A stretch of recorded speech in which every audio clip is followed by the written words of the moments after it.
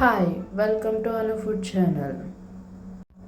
ఈరోజు fish curry ఎలా తయారు చేసుకోవాలో చూద్దాం.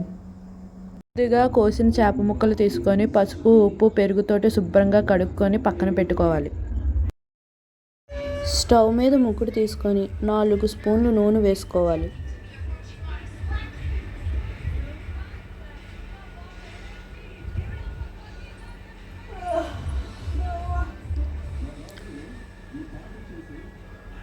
ఆడేసి ఉంచిన ఉల్లిపాయ పేస్టు, సన్నంగా తరిగిన పచ్చిమిరపకాయలు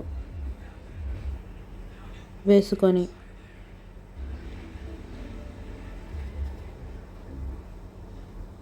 ద్వారగా వచ్చే వరకు వేపుకోవాలి.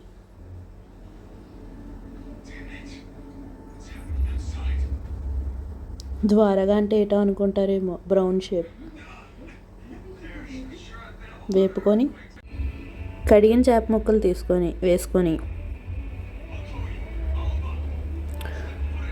తూర్పు పడవన ఒకవైపు తిప్పి అక్కడ అలా ఉంచండి.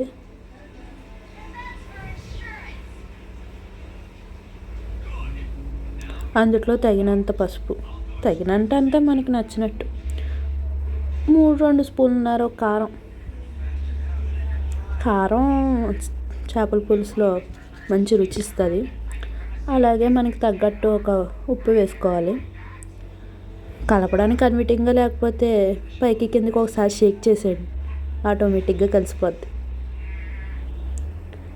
నానబెట్టిన చింతపండు తీసుకొని మన బలవంతం ఉపయోగించి అందులోంచి చింత తీసి ముక్క మునిగే వరకు చింతపండు పులుసు వేసుకొని, ముక్క మునగాలని పూర్తిగా వేసేస్తారేమో, అబ్బెబ్బే ముక్క మునిగే వరకు వేసుకుంటే చాలు. అలా వేసుకొని పైకి కిందకి ఒక తిప్పండి, ఈజీగా ఉంటుంది పులుసు వేసాక. రుచి కోసం బెండకాయలు, కొత్తిమీర పైన మంచి ఫినిషింగ్ టచ్ ఇచ్చామంటే అబ్బాబ్బాబ్బా చేపల పులుసు సూపర్. వేడి వేడి చేపల పులుసు రెడీ. యమ్మీ యమ్మీ.